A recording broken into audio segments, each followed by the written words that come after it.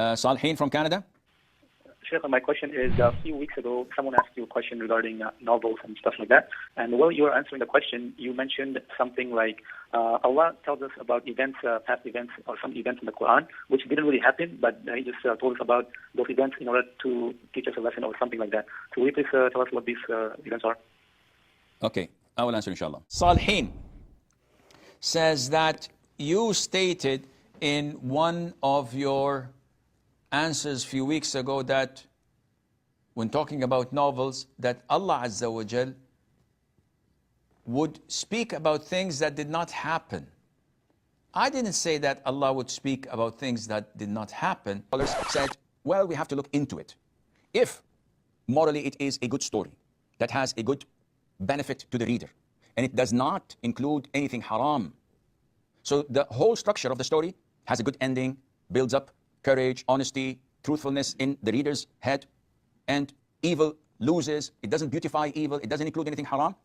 Some scholars say that this is permissible because Allah mentioned examples to us in the Quran, and He set an example of so-and-so doing so-and-so, which is not a reality. Rather, it's an example to us to learn from.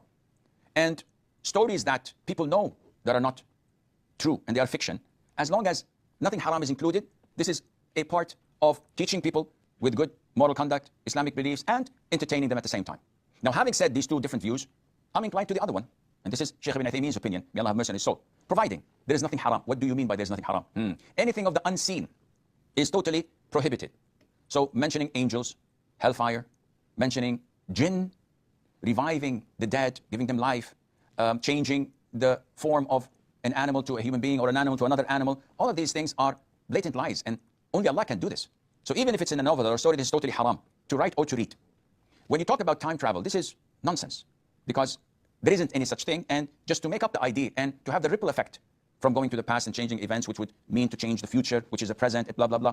All of this is not possible and cannot happen, and it's claiming to change people's fates according to what is going on. This is totally prohibited. Magic, having magical powers to do things, magic is haram in Islam, which leads to Harry Potter's novels and stories and movies to be all impermissible for Muslims to watch.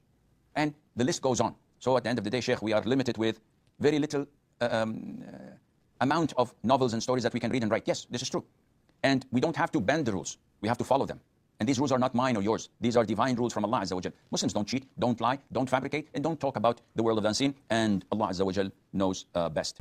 I said that Allah would give us examples and tells us things that are an example, not an actual fact. And every time you read the Quran and you hear or read, ضَرَبَ اللَّهُ مَثَلًا, Allah gives the similitude of a man who's mute, who cannot speak, and who does not know where to go when his master tells him where to go, while the other one is a sane and an intelligent person who enjoins virtue and forbids evil. These two, Allah gives them as an example.